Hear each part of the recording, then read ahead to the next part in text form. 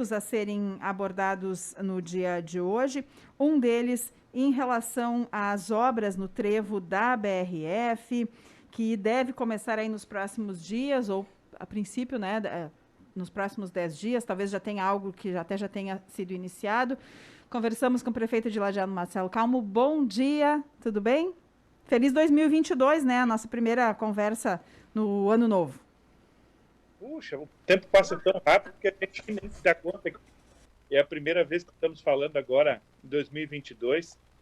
Mas grande abraço, Rita, abraço, Ricardo. Falei com o Nicolas agora há pouco também pelo WhatsApp. Tá passando mal o rapaz, né? Assim como o prefeito, né?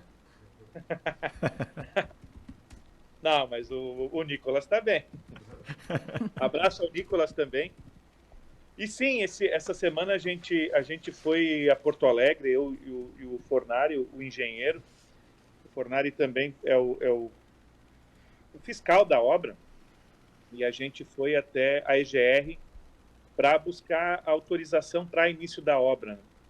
Nós finalizamos o processo licitatório e agora obtivemos, então, autorização da EGR. E o passo seguinte, assinamos o contrato, o passo seguinte é dar o início da obra para a empresa. E aí a empresa, que é a construtora Giovanella, que venceu o processo licitatório, ela faz a mobilização do seu pessoal, do seu canteiro de obras, e eu acredito que na semana que vem a gente já tenha movimentação no trecho, movimentação do início, com grandes obras de terraplanagem, a licença ambiental eu também recebi ontem da Secretaria do Meio Ambiente, então a parte ambiental também está completada, e agora efetivamente é botar as máquinas no trecho e fazer essa importante obra para Lajeado, para a região, para aquele entorno todo. O que dá para dizer que nós teremos de complicação no trânsito, prefeito? Porque a gente sabe, é uma obra muito importante, mas é diferente de uma duplicação da 386, por exemplo, que ela é feita do lado das pistas que já estão sendo utilizadas ali, não tem como desviar muito o trânsito, vai ter que afunilar, e são 10 meses de obras, né? E o que a gente pode falar da perspectiva de desvios e se a situação vai ficar ainda mais complicada nesse período? É claro que eu acho que vale a pena, né? Porque se não for feita essa obra, a situação vai continuar como está e a gente sabe que é bastante complicado, especialmente em horários de pico. Eu acredito que a empresa ela deve começar com os trabalhos nas vias marginais. E aí a maior parte do tempo é a execução desta obra. E depois que estas vias estão prontas, estejam transitáveis, aí sim acontece a obra da trincheira, que também faz parte da licitação, e a trincheira significa, é um processo semelhante, a gente observou ali na ponte de São Bento, onde houve o alargamento da ponte, e aí é uma estrutura pré-moldada que se coloca no local, e isso permite o trânsito. Para fazer isso, nós vamos ter que interromper por um período o trânsito da 130. Aí, por isso, da importância das vias laterais estarem prontas, porque daí, nesse período de interrupção da 130, acontece o desvio, o escoamento do trânsito para a via lateral nesse trecho, onde vai ser necessária a inclusão da trincheira, e, novamente, logo adiante, o ingresso para a rodovia. Esse talvez seja o período de maior complicação, mas também pela relevância, pela importância da obra e pela programação, por ser a mesma empresa que inicia e conclui todo o processo, acredito que são transtornos sim, mas de pequena monta frente à importância toda do contexto. Estamos conversando com o prefeito de Lajeado, Marcelo Calmo, ainda em relação, né, a obras e relacionadas a trânsito no município de Lajeado, em relação a ali próxima à rodoviária, né, aquele acesso ali também, o viaduto, exatamente. Tem algo que se possa falar a respeito disso? Bom, a gente até falava internamente ontem, essa é uma das obras que nós pretendíamos a execução num prazo muito menor. E alguns problemas atrapalharam essa execução no prazo que estava previsto. O fato de ser duas empresas, uma que executou a parte de concreto da ponte e depois outra que faz as terraplanagens e tal, aí nós tivemos problema de deslocamento de poste de iluminação, mas agora está na fase final.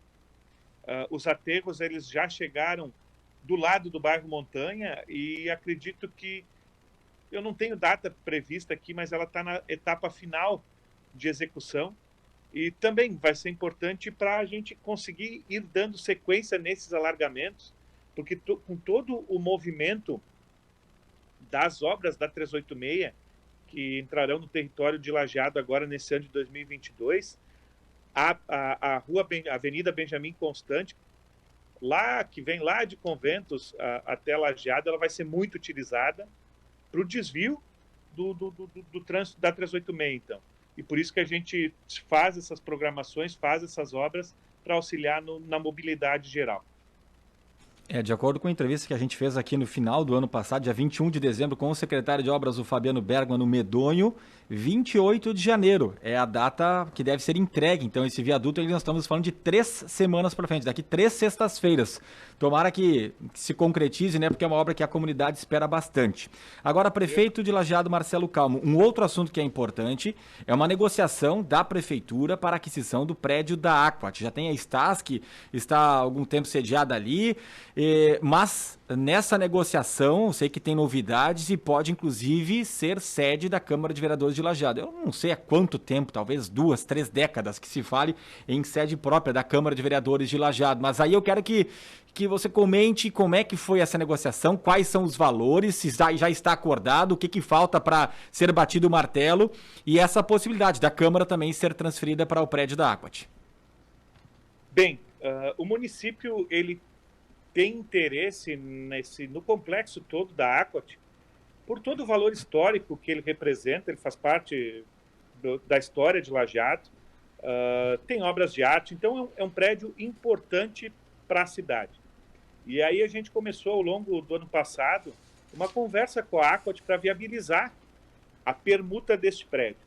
E essa conversa ela se desenrolou ao longo de 2021. A Câmara esteve presente das negociações e o objetivo do município é fazer a aquisição e oferecer para a Câmara de Vereadores como uma possibilidade de sede definitiva.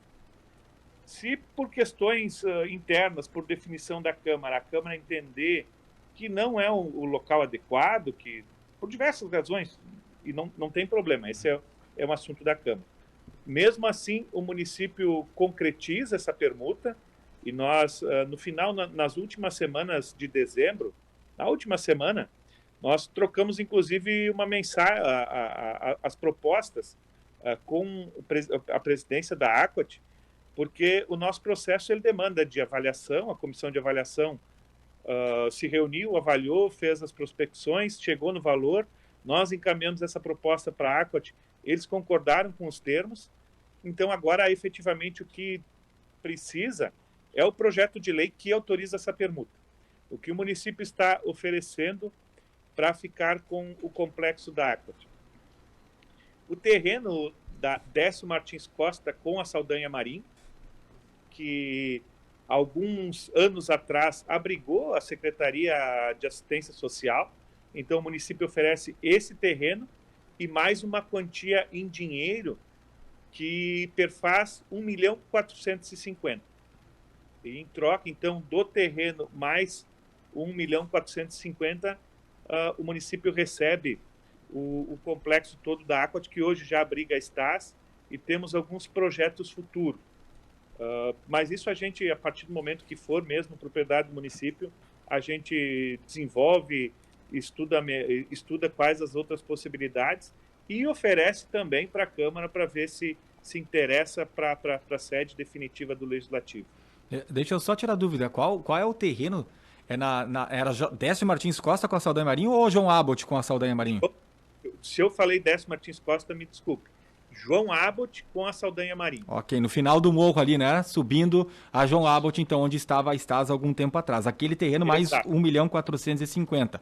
Mas mesmo que ainda não esteja concretizado, né, prefeito? Agora vai ter que passar pela Câmara, né, de Vereadores. Mas o que está projetado? O que a Prefeitura imagina? Outras secretarias também passariam a estar presentes nesse prédio da Aquat, além da Stasi e da própria sede da Câmara de Vereadores?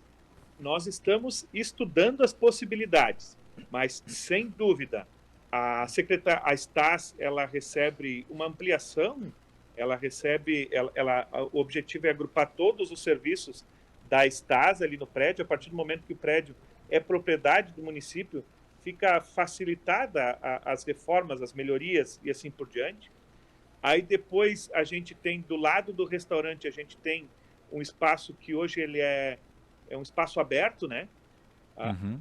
Os primeiros estudos, as primeiras prospecções que a gente faz é a utilização daquele espaço por um complexo para os passageiros do transporte coletivo. Então, nós tiraríamos a parada da quadra de cima, ali do lado onde eram as lojas Born, onde é a parada mais movimentada da cidade, né? E deslocaríamos para esse espaço que é aberto, com condições de oferecer bancos adequados, oferecer um local de alimentação, banheiro, oferecer um novo conceito de serviço para o usuário do transporte coletivo. Depois, na rua Borges de Medeiros, existe uma outra casa que é propriedade da Aquat, que faz parte deste complexo, e aí a gente pensa na utilização de outro serviço público. E aí são várias as possibilidades, grande parte desses serviços também vinculados à Secretaria de Assistência Social. E tem o segundo andar, que o objetivo é oferecer para a Câmara. Caso a Câmara entenda que não seja conveniente, aí a gente estuda outras possibilidades para a utilização do segundo andar daquele prédio. Prefeito, como seria a utilização da Câmara, por exemplo? Seria de uma forma de cedência do espaço para a Câmara? Seria pago um aluguel? Não. Via de regra, os imóveis todos, eles são, mesmo que da Câmara de Vereadores, eles são propriedades do município de Lajeado. Então, é uma propriedade do município destinada à Câmara de Vereadores. Porque o nosso Poder Legislativo ele não tem uma personalidade jurídica assim, para fazer essas negociações de compra e venda. Quem faz é o Poder Executivo. Então, faz parte do patrimônio do município e o município destina daí isso para o Poder Legislativo. Mas hoje é pago um aluguel, né, para utilizar o espaço lá no Gênesis Workshop. E aí, claro, sai da prefeitura, afinal de contas, a verba para o gasto da Câmara de Vereadores sai da prefeitura, mas acaba sendo um gasto, né, para a Câmara, para o próprio orçamento da Câmara também. E esse é um gasto que não existiria. Tem alguma resistência por parte da Câmara em relação a essa negociação? Vocês já trocaram ideias, né, com os vereadores que estão nessa legislatura, a própria mesa diretora que agora teve a mudança, né, o Deoli Grefe assumindo no lugar do próprio Fornari, que são ambos do Partido Progressista? Sim, o Fornari e o Deoli, eles participaram destas conversas com a presidência da Aquat. Os dois estiveram presentes. Com o corpo interno dos demais vereadores, eu não tenho certeza. Essa é uma atribuição da própria Câmara fazer esse diálogo com os seus pares lá. Mas, como eu disse, independente disso, havendo interesse, perfeito. A gente faz o repasse do segundo andar do imóvel para a Câmara. E caso a Câmara entenda que não é o local adequado, não seja conveniente, aí o município utiliza esse espaço para outra atividade, para outra finalidade. E a gente tem um tempo aí para pensar, para buscar a melhor utilização, sem dúvida, de um prédio que tem o seu valor histórico muito importante para a cidade. Tem o seu valor histórico e até por isso ele é um prédio antigo, vai precisar de melhorias. Vocês têm ideia de custos para a reforma, para deixar o prédio em condições ideais para a utilização? Do Legislativo ainda não foi feito isso, não foi feito esse levantamento. As melhorias da Secretaria de Assistência Social, sim, a gente tem, mas não são reformas estruturais. São reformas de realocação do espaço, realocação de divisórias, que não envolve um custo assim tão acentuado. E os outros serviços que eventualmente possam ser incluídos lá, bom, aí também depende do que vai ser, como vai ser, mas o importante é a estrutura física do imóvel, a localização dele, numa região central da cidade. Ele conversa também com a revitalização do centro histórico, ele conversa com a proposta da nova sede do INSS, que também fica do outro lado da rua, fica naquela imediação. Então, a gente trabalha também por manter o centro histórico de Lajeado vivo, ativo e com a qualificação dos serviços públicos, todos próximos à sede do Poder Executivo, que é a Prefeitura. Prefeito Marcelo Calmo, precisamos falar também em relação, mudando agora a pauta, mas precisamos falar em relação ao aumento de casos de Covid no município de Lajeado. Tivemos hoje pela manhã, infelizmente, um óbito registrado no Hospital Bruno Boni em relação à Covid. Há também a questão de afastamento, inclusive, de profissionais da saúde, também no HBB.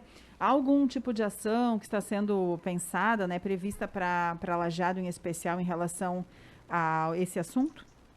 Sim, é muito importante, Rita, porque alguns meses atrás, algumas semanas atrás, a gente falava abertamente que, olha, nós estamos num bom momento, a gente defende, inclusive gestionou junto ao Estado a liberação do uso das máscaras, porque efetivamente estávamos num momento de baixa circulação do vírus na cidade. Hoje o momento é diferente. Hoje a circulação do vírus na cidade e no estado como um todo, ela está muito acentuada. Ela está a níveis de circulação. Vamos ver os próximos dias, mas o início é muito semelhante ao problema que a gente teve no início de 2021, a nível de circulação do vírus.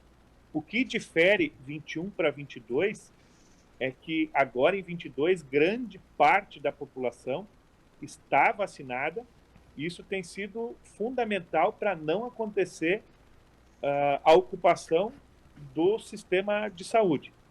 E isso tem sido observado. O número de casos o aumento tem sido importante e, por outro lado, não tem dado repercussão significativa ainda nos serviços hospitalares. Estaremos muito atentos nestas semanas para que isso se mantenha. Então, o que o município projeta? O município projeta intensificação e ampliação das possibilidades de testagens. Na semana que vem, a gente vai fazer alguns movimentos, algumas reuniões. Vamos buscar alternativas para estar conveniando com farmácias. Esse é o nosso intuito, que a gente possa ter essa negociação. E na semana que vem faremos reuniões com representantes destes grupos para que os testes possam também, vamos ver a viabilidade de fazer os testes nas farmácias, porque entendemos que o fundamental é testar, identificar e essa pessoa se recolher, para que assim a gente combata a circulação do vírus. Muito bem, prefeito de Lajeado, Marcelo Calmo.